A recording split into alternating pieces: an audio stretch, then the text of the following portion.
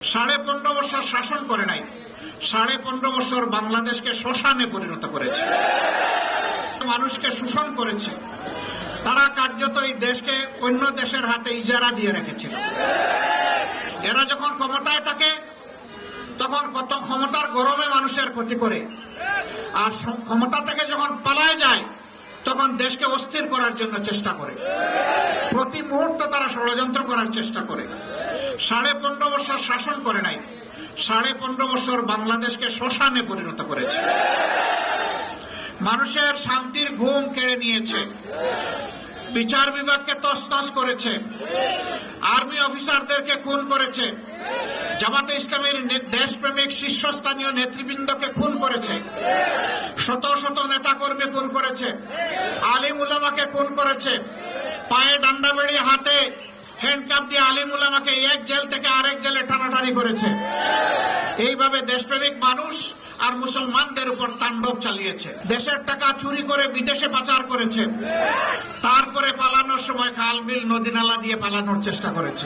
আগের স্বাধীনতার পরে 23 বছর আর 71-এর পরে 53 বছর, এই 76 বছর সময় জাতির কপাল থেকে চলে গিয়েছে।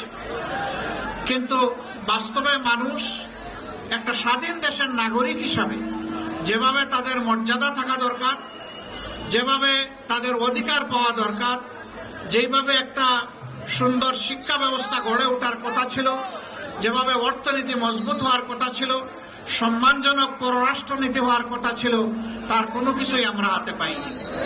বরঞ্চ 53টি বছর জাতিকে বিভক্ত করে মুক্তিযুদ্ধের চেতনার নামে জাতিকে মুখামুখি করে রাখা হয়েছিল।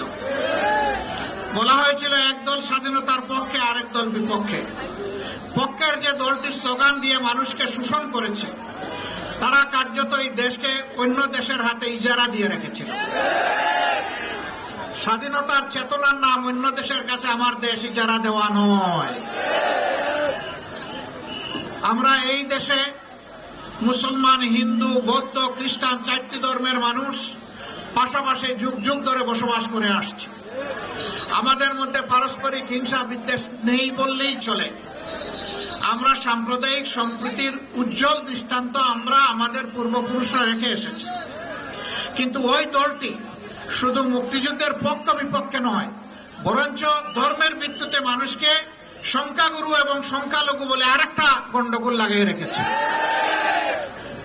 কিন্তু দুঃখজনকভাবে যদি আমরা খেয়াল করি তাহলে দেখো 72-এর 10 জানুয়ারি আওয়ামী লীগ ক্ষমতায় এসেছিল, পরে 4 বছরের বেশি তারা টিকতে পারে নাই।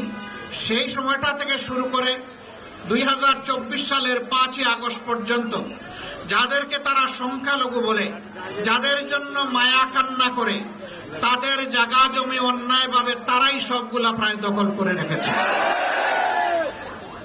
তাদের সম্পদের উপর হাত দিয়েছে, তাদের ইজ্জতের উপরে হাত দিয়েছে। অথচ তারা মায়া কান্না করে আর দুষ্টা চাপায় এদেশের দেশপ্রেমিক মানুষ, বিশেষ করে যারা নিষ্ঠাবান মুসলমান, তাদের উপরে।